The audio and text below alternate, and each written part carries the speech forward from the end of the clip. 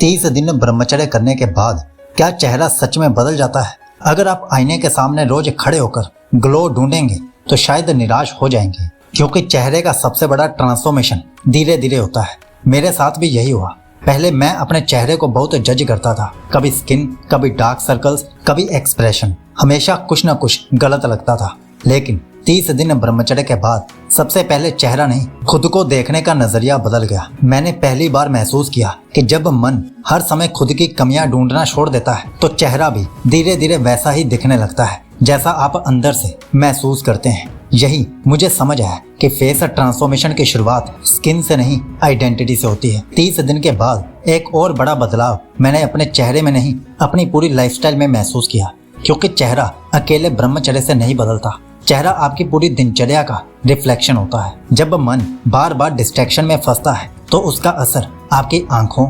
Expression और energy पर भी दिखाई देने लगता है। लेकिन जब मन थोड़ा शांत होने लगता है तो आपके चेहरे पर एक अलग स्टेबिलिटी आने लगती है।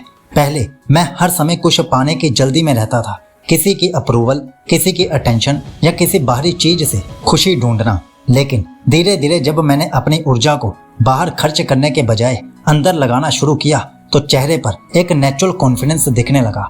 यही असल फेस ट्रांसफॉर्मेशन है। ये कोई एक रात का चमत्कार नहीं, बल्कि छोटे छोटे अंदरूनी बदलावों का नतीजा है। क्योंकि जब अंदर का इंसान बदलता है तो बाहर का चेहरा उसे छिपा नहीं पाता। लेकिन मेरे अनुभव में 30 दिन बाद चेहरे का सबसे बड़ा बदलाव ग्लो नहीं था, बल्कि चेहरा अटेंशन मांगना छोड़ चुका था। पहले अगर कोई मेरी तरफ देखे तो अच्छा लगता था, अगर इग्नोर कर दे तो अंदर कुछ टूट सा जाता था।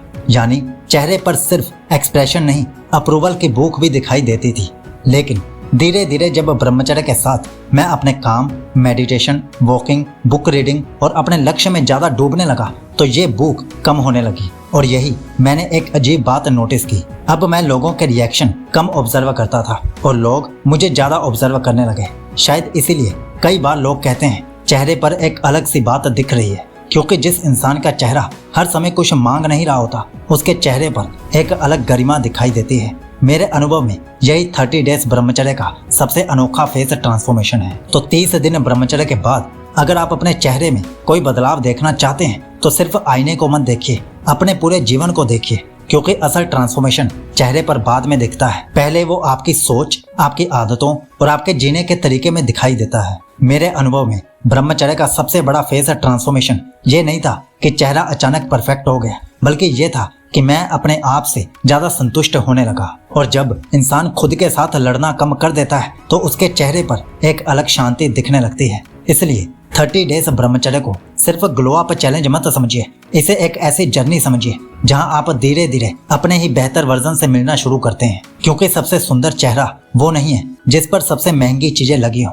सबसे सुंदर चेहरा वो है जिसके पीछे एक शांत और मजबूत मन खड़ा रहे। तो अब अगर आप ब्रह्मचर्य के लिए तैयार हैं तो हमने नीचे पिन कमेंट में 100 दिन की ब्रह्मचर्य यात्रा दी है। आप वहां से एक नई जर्नी शुरू कर सकते हैं। आपका ब्रह्मचर्य शुभ हो।